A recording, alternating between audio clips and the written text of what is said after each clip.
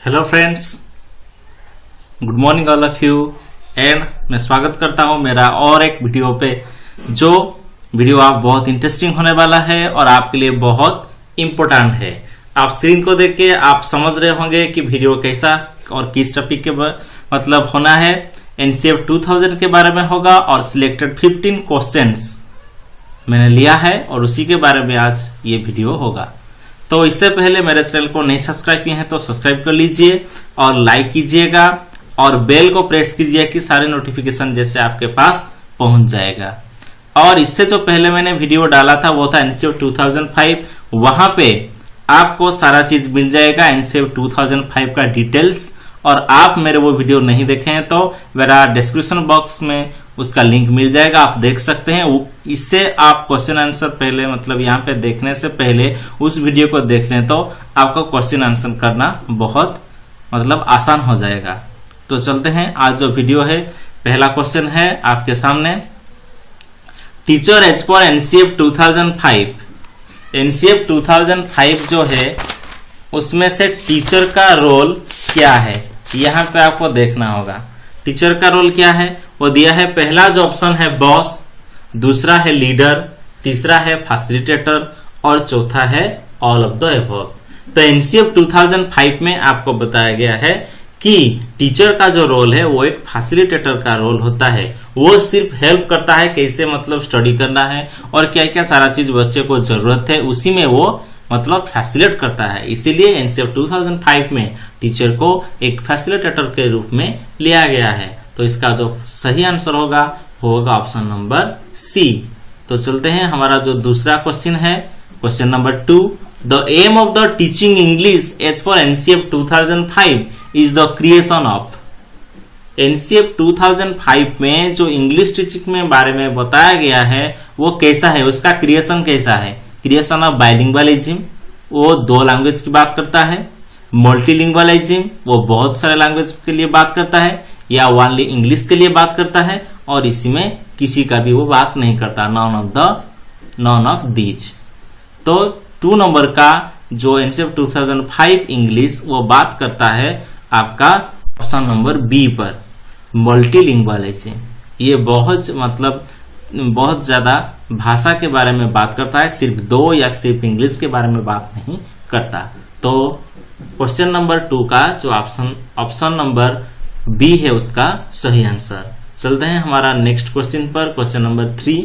NCF 2005 recommends 25 to 40% of the questions should be on. और NCF 2005 उसी में बहुत सारा चीज का मतलब एक्सप्लेन किया गया है। वहां पे बताया गया है कि 25 to 40% क्वेश्चन कैसा होना चाहिए, कौन सा टाइप का क्वेश्चन होना चाहिए। यहाँ पे दिया गया है पहला ऑप्शन आपका शॉर्ट आंसर टाइप, दूसरा है लॉन्ग आंसर टाइप, तीसरा है ऑब्जेक्टिव टाइप और चौथा है नॉन ऑफ दीज। तो एनसीएफ 2005 के मतलब उसका अनुसार आपका जो सही आंसर आएगा वो होगा short answer type, option number ए। 3 का जो सही आंसर है वो है option number A, short answer type 25 to 40% question होना चाहिए। इसके बाद चलते हैं हमारा नेक्स्ट क्वेश्चन की तरफ, question number 4। The chairperson of the national steering committee, जो एजुकेशन के लिए नेशनल स्टीयरिंग कमिटी शुरू किया गया था मतलब बनाया गया था, उसका चेयरपर्सन कौन है। प्रोफेसर यशपाल है या डीएस कोठारी है या प्रोफेसर अरविंद कुमार है या डॉक्टर राधा कृष्णन है। तो यहाँ पे आपका जो सही आंसर आ जाएगा चेयरपर्सन कौन है ना, professor Yashpal, option number A. तो 4 का जो सही आंसर है वो है ऑप्शन नंबर ए। फिर चलते हैं हमारा जो next slide, question number 5। The layers of the understanding. Understanding जो बच्चे को अंडरस्टैंडिंग में लेयर्स कैसा होना चाहिए। The layers of the understanding, क्या क्या लेयर्स है। कॉम्प्रिहेंशन है, रिफरेंस है, एपिस्टेमिक है और ऑल ऑफ द अबव। तो यहाँ पे जो लेयर की बात किया गया है वो यहाँ पे ऑल ऑफ द अबव होगा। कॉम्प्रिहेंशन भी होगा, रिफरेंस भी होगा और एपिस्टेमिक भी होगा। तो इसका जो सही आंसर है वो है ऑप्शन नंबर डी। उसके बाद चलते हैं हमारा जो नेक्स्ट क्वेश्चन है, who proposed NCF as a means of developing a national system of education. यहाँ पे जो 4 दिया हुआ है नेशनल सिस्टम ऑफ एजुकेशन, उसमें से कौन प्रपोज कर मतलब किया था एनसीएफ के लिए? तो वो था एनपी 1986 या एनपी 1992 या पीओए जो प्रोग्राम ऑफ एक्शन 1992 और ऑल ऑफ द एबव। तो इसका जो सही आंसर होगा वो होगा national position education 1986, option number A. तो option number A is the correct answer. फिर चलते हैं हमारा नेक्स्ट क्वेश्चन की तरफ। Question number 7, in social science the recent NCF position paper on examination reforms emphasize. NCF के अनुसार जो सोशल साइंस का पोजीशन है वो पेपर जो एग्जामिनेशन में आता है वो किसके ऊपर एम्फासाइज करता है? ओपन बुक एग्जाम के ऊपर या कॉन्टिन्यूअस असेसमेंट के ऊपर या टेस्ट परफॉर्मेंस के ऊपर या फ्लेक्सिबल अरेंजमेंट? तो यहाँ पे जो होता है, यहाँ पे सी की बात किया गया है कॉन्टिन्यूअस असेसमेंट। हमेशा असेसमेंट होना चाहिए, सिर्फ बच्चों को यही टाइम पे एग्जाम होगा और एग्जाम का जो बर्डन है वो नहीं देना चाहिए। क्या? क्योंकि एनसीएफ का जो गाइडलाइंस है वहां पे बताया गया है कि जो हमारा एग्जाम होगा वो फ्लेक्सिबल होगा और कंटिन्यूअस होगा। तो यहाँ पे जो आपका आंसर आ जाएगा 7 का option number B, continuous assessment. उसके बाद चलते हैं हमारा नेक्स्ट क्वेश्चन की तरफ। Question number 8, which one of the following the NCF 2005 does not propose in the context of EVS teaching? यहाँ पे जो चार्ट दिया हुआ है से बोल रहा है कि कौन सा प्रपोज नहीं किया है ईवीएस टीचिंग को लेके। Linkage with children experience and context, ये तो बोला है क्योंकि जो भी हम बात करते हैं क्लासरूम में उसका एक्सपीरियंस बाहर के जिंदगी के साथ जोड़ते हैं। हैंड्स ऑन एक्टिविटीज के थ्रू। तीसरा है फैमिलियर विथ टेक्निकल टर्म्स, जो फैमिलियरिटी होता है मतलब टेक्निकल टर्म्स का यूज करता है, ये एनसीएफ ने नहीं बोला है। तो 8 नंबर का जो आंसर आएगा वो सी आएगा। देखते हैं डी भी क्या है, थीमेटिक अप्रोच, ये भी हो सकता है।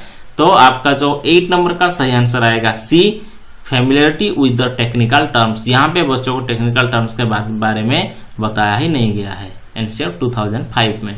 तो इसका जो सही आंसर है वो है ऑप्शन नंबर सी।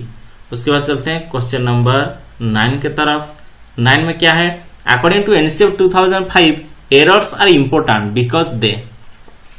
2005 में एरर्स बहुत इंपॉर्टेंट का मायने रखता है, क्यों? Are an important tool in classifying students into groups pass and fail.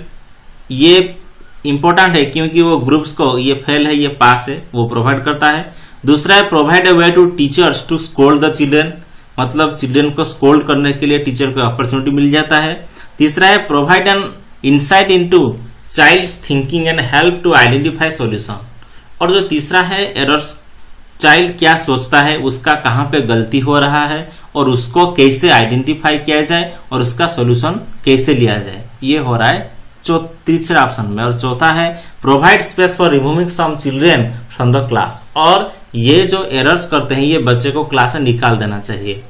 तो यहाँ पे तो ये तो सही नहीं है। तो आपका जो 9 का सही आंसर आ जाएगा वो होगा सी। पहले बच्चे का थिंकिंग को समझना होगा, कहाँ पे एरर्स हो रहा है, क्यों हो रहा है और उसका सोल्यूशन क्या है। तो आपका जो 9 क्वेश्चन का जो सही आंसर आ जाएगा वो होगा आपका ऑप्शन नंबर सी। उसके बाद चलते हैं क्वेश्चन नंबर 10 की तरफ। क्वेश्चन नंबर 10 है what is the nomenclature changes suggest by the NCF 2005 for civics.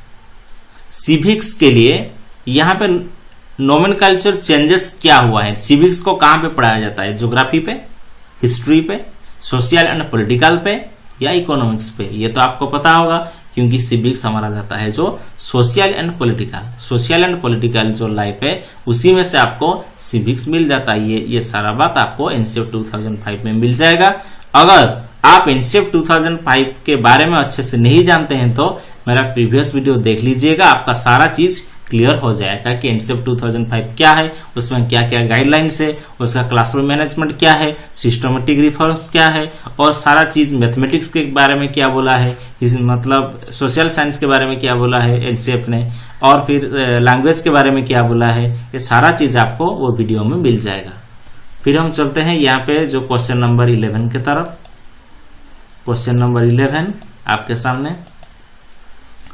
The NCF 2005 recommends the teaching of science at upper primary stage should emphasise maximum on science.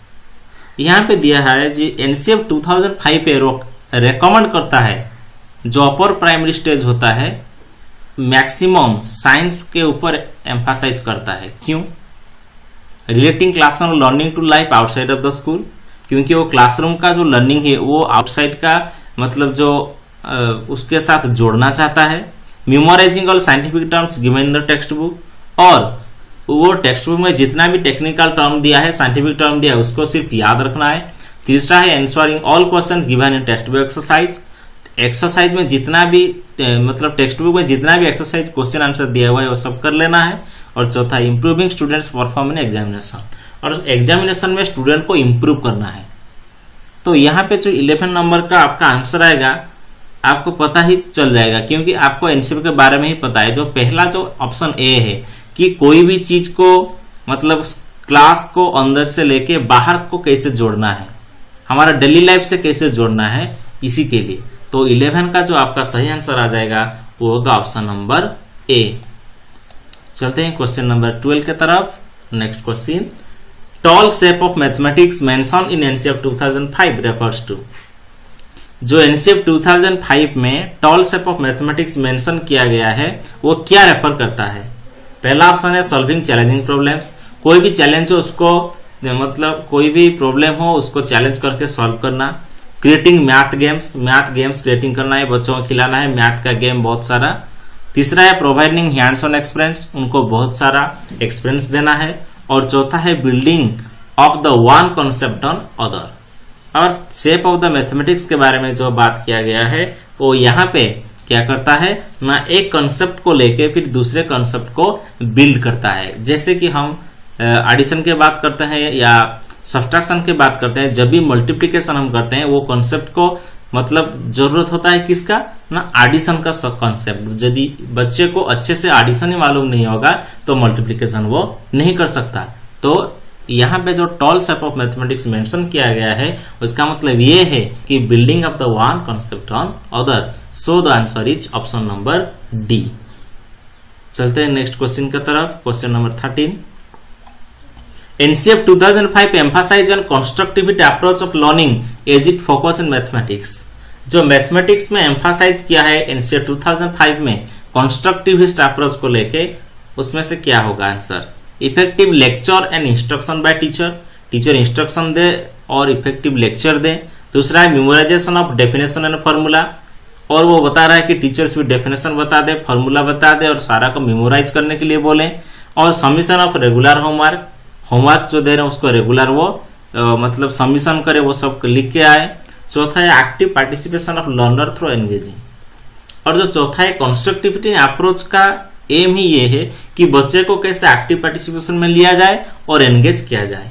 तो 13 का जो आपका answer आ जाएगा वो होगा डी, क्योंकि NCF 2005 ने एम्फासाइज किया है जो कंस्ट्रक्टिविटी अप्रोच को इसीलिए किया गया है कि बच्चों को कैसे एक्टिव पार्टिसिपेट किया जाए और उसको एंगेज रखा जाए। तो 13 का जो आंसर आ जाएगा वो होगा ऑप्शन नंबर डी। उसके बाद चलते हैं question number 14, NCF 2005 has not recommended and prescribed curriculum and textbook for EVS for class 1 and 2. The most appropriate reason for this. NCF 2005 में क्या किया गया है ना, जो हमारा क्लास 1 और क्लास 2 के लिए EVS टेक्स्ट बुक नहीं दिया गया है। इसका रीजन क्या है? EVS is only for class 3, class 3 के लिए ही EVS है। Learners in class 1 and 2 can not read और राइट, और जो क्लास 1 और 2 का बच्चे तो उनको पढ़ना लिखना ही नहीं आता है। तीसरा है to provide contextual learning environment, और उनको बहुत सारे कॉन्टेक्सचुअल एनवायरमेंट होना चाहिए उसको पढ़ने के लिए। और चौथा है to reduce the load of curriculum, और करिकुलम का लोड वो नहीं देना चाहता इसीलिए वो ऐड नहीं किया गया है।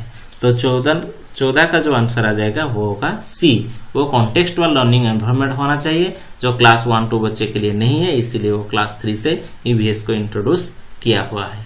तो इसका जो सही आंसर आ जाएगा वो होगा आपका सी। उसके बाद चलते हैं next last question, according to NCF 2005 school mathematics takes place in a situation. NCF 2005 में मैथमेटिक्स का किसका प्लेस दिया गया है?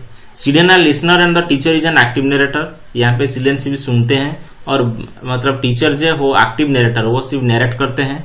Children are involve in chorus drill of formula and pressure of performance examination, और सिर्फ वो ड्रिल करवाते हैं मैथमेटिक्स को और प्रेशर डालते हैं एग्जामिनेशन में कैसे अच्छा करें। तीसरा है mathematics is part of children's life experience, क्योंकि मैथमेटिक्स को जानना बहुत जरूरी है, क्योंकि हमारा जो डेली लाइफ है उसमें से मैथमेटिक्स हमको रियल लाइफ में मतलब वो बहुत जरूरत होता है मैथ। चौथा है children are focus to learn all concept by daily practice, और चिल्ड्रन को यहाँ पे डेली प्रैक्टिस के लिए फोकस करना है और सारे कॉन्सेप्ट को जानना है। तो इसमें से जो वहां पे दिया हुआ है एनसीईआरटी 2005 के तहत आपका जो ऑप्शन नंबर सी आएगा वो सही होगा, क्योंकि हमको मैथमेटिक्स हमारा डेली लाइफ में भी चाहिए। तो ये था एनसीईआरटी 2005 का टॉप 15 क्वेश्चन आपके सामने रखा। उम्मीद है आपको वीडियो अच्छा लगा होगा, और आपको अच्छा लगा तो मेरे चैनल को सब्सक्राइब कीजिए और लाइक कीजिए। भारत माता की जय। धन्यवाद।